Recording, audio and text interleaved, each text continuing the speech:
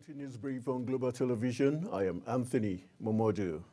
A bill seeking to prohibit gas flaring in Nigeria, ensure compliance with international standards, and promote environmental sustainability may be listed for a second reading on the floor of the House of Representatives next week.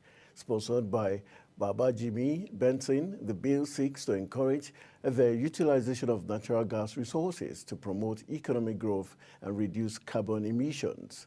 The federal government in 2022 launched the Nigerian Gas Flare Commercialization Program, an ambitious step aimed at achieving zero routine flaring within a decade.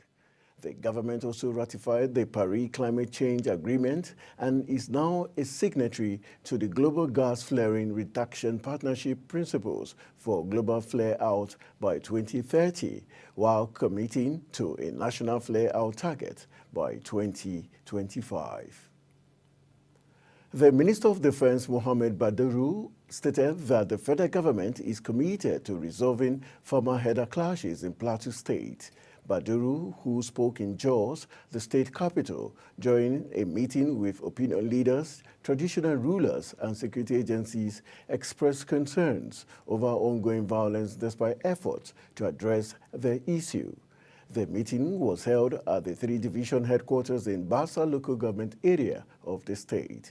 He emphasized that partitioning communities along ethnic and religious lines would be disastrous and vowed that the government would not entertain such demands. Instead, he stressed the importance of living together harmoniously. In business, the federal government has introduced a new bill seeking to exempt a range of essential products and services from value-added tax as part of its effort to ease the financial burden on citizens. The bill, titled A Bill for an Act to Repeal Certain Acts on Taxation and Consolidate the Legal Frameworks Relating to Taxation and enact the Nigerian Tax Act to provide for taxation of income, transactions, and instruments and related matters, is already forming public discourse. The VAT exemption list includes baby products, locally manufactured sanitary towels, pads, and tampons in a bid to make these items more accessible. The bill document listed the items exempted from the value-added tax imposed to include baby products, locally manufactured sanitary towels, pads, and tampons. The Nigerian Customs Service has disclosed it is selling seized petrol from smugglers in northern parts of the country at a subsidized price. In a statement signed by the Acting Public Relations Officer, Katsina Command, Assistant Superintendent of Customs, Issa Bello, the service noted that under its operation Whirlwind, it seized up to 12,000 liters of PMS across Katsina, Kano, and Jigawa axis, which were being smuggled to neighboring countries. Comptroller Hussein Ejibunu, coordinator of Operation Whirlwind, disclosed that the Comptroller General of Customs, Adewale Adeniyi, approved the auction of seized petrol to citizens at subsidized rates as a strategic measure to alleviate the nation's economic challenges. Ejibunu further urged Nigerians, particularly those living in border areas, to support the operation by staying vigilant and collaborating with custom officers in the fight against fuel smuggling and other illicit activities.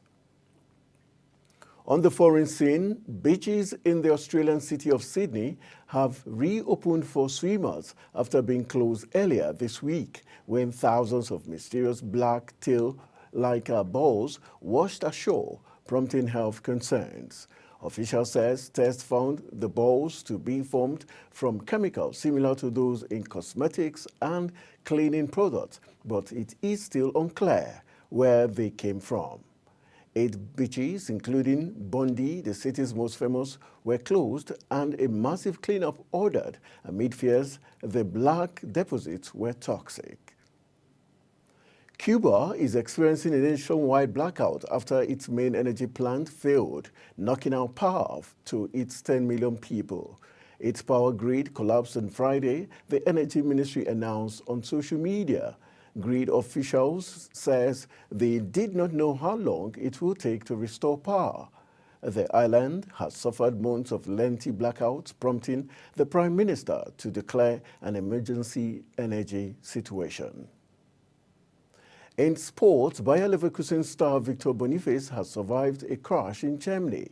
The incident, which involved a lorry, saw the Nigerian international forward rushed to hospital. The 23-year-old had scored a Leverkusen's 2-1 Bundesliga victory over Eintracht Frankfurt on Saturday, but ended up in collusion with damages worth up to £167,000. That's your news brief, and it came to you live from Nigeria's capital, Abuja. I am Anthony Momodu. Thank you for watching.